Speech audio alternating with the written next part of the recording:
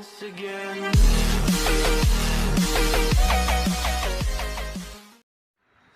hello again, here it's Jimmy at O'Reilly's Mobile Mechanics here. I'm just come to look at VW Passat. It needs a turbo actuator. It's been diagnosed already, and this guy has said he's tried to bring it to 6 or 7 different garages, and they've all said no, they can't just do an actuator. It has to have a replacement full turbo, and one particular garage said that they can fit the actuator, but it requires removal of the turbo. So I think I'll make a little quick video here on it just to show you that it doesn't need removal of the turbo. Passat here, I've got the bonnet open ready. So first thing we're going to have to do is get the airbox out here and unplug the air mass meter here. So it's a little push tab on the side, pull it up. Then we're going to need to open the spring clip here.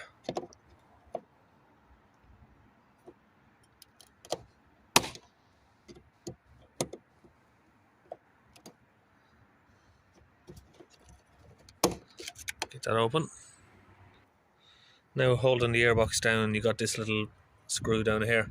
It's a 5mm hex or Allen key. Let's get that on there.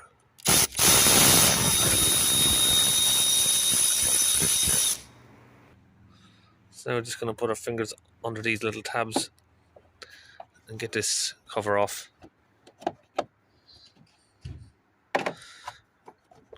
Just need to separate all of this.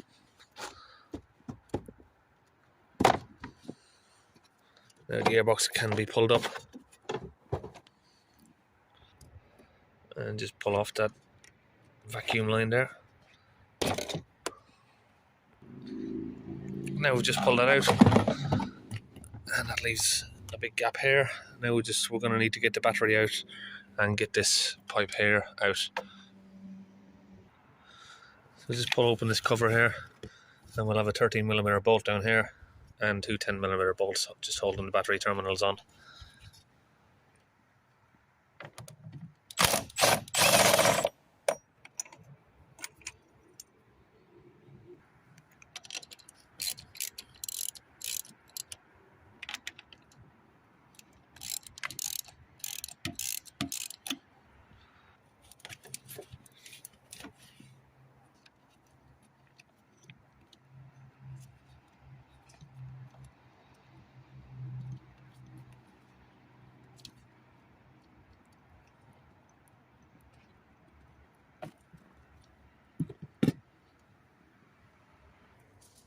So just down the back down here, we have, let's see, where are we? A 7mm clip there.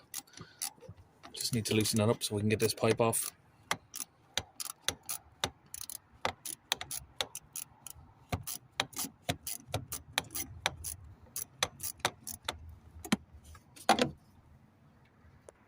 And we can just pull that pipe out there.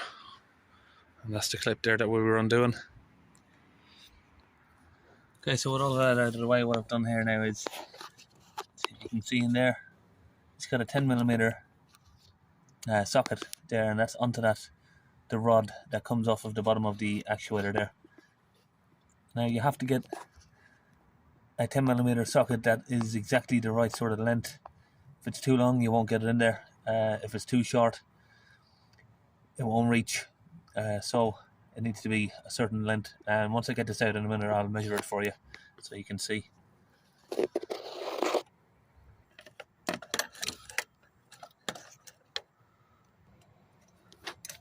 I'll just slide that socket there back off. Now we can undo that by hand. So we have a couple of those 10mm sockets here that we're using. Now you see this one, just under 2 inches there. That was too small. This one, that's too big, but this one was just right.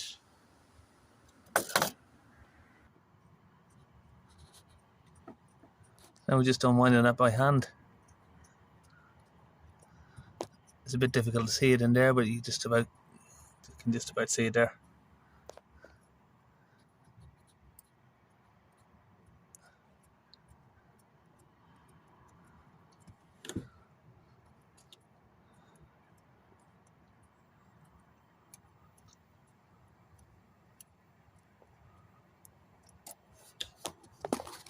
There we have that bolt out.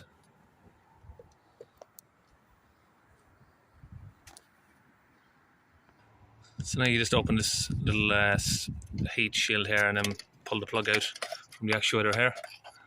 Now we have a couple of 10mm bolts there holding the bracket on, just down there. And look what we've got everywhere on this car. Looks like we disturbed a rat's nest or something. Nice. So I've got to open these with a open end spanner because of this oil pipe here. It's in the way, so you can't get a normal socket on it.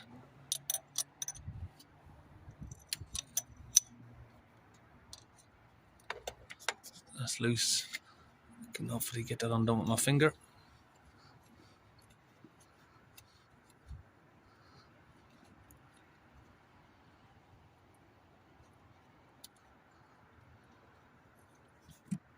It's almost out. I'll just crack the next one.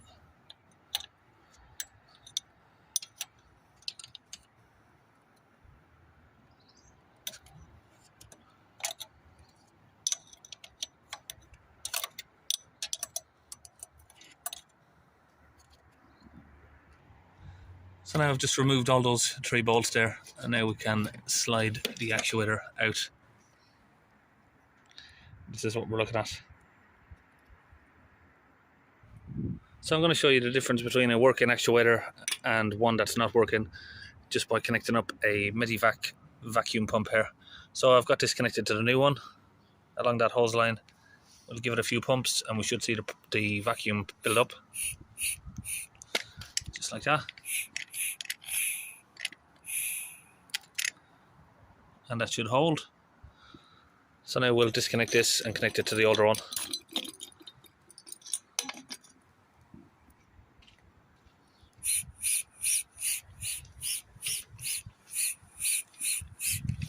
So there you can see the difference, that one doesn't hold any vacuum and one does. And also obviously that vacuum there is just that rod. When you move it like this, you can see the rod coming out. And then we'll let go of the pressure. The rod goes back in. So now I've just got to match up the bolt here with the same length as the old one. I'm just going to use a little tape just to measure it there, you can see. Just get it in the same sort of position. Before you fit it, it's a good practice just to check that the arm there is moving freely and that is not stuck. This is the arm for the variable vanes on the turbo there, so just make sure that that's moving around. So now that I've got that in place there, I'll just put a little bit of Loctite on it there just to keep it in place. So now we'll just slide this rod back in through that centre there of that little arm and get it all the way down there. Now that that is there, just sitting in place, that actuator, I'm going to need to get my hand back in here with this bolt. Obviously you just need to be careful that you don't drop it. It might be a bit difficult to show you what I'm doing here. Let me just see if I can get the camera on there. I just need to feel the bottom of the bolt and put this back onto it. So once I've just wound it all the way up to the top there with my finger now, it's just got a bite at the top. So now I can get the ratchet back in there. I've just got all of these bolts back on here now as well, holding the bracket in place. A little bit tight to get your fingers in there, but just got to get one at the top, one at the bottom, or just try and get under there like that.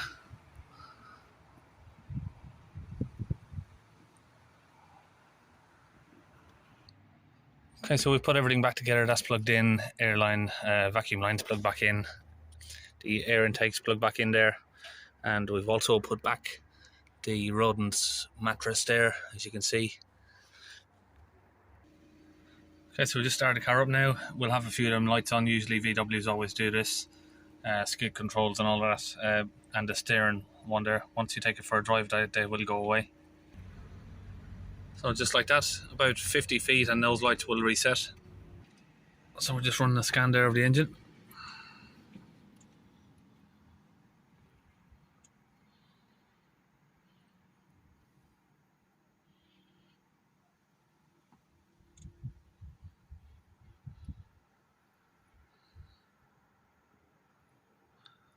Clear those codes.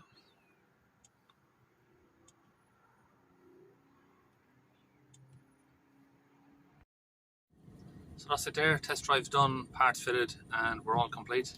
See you in the next video.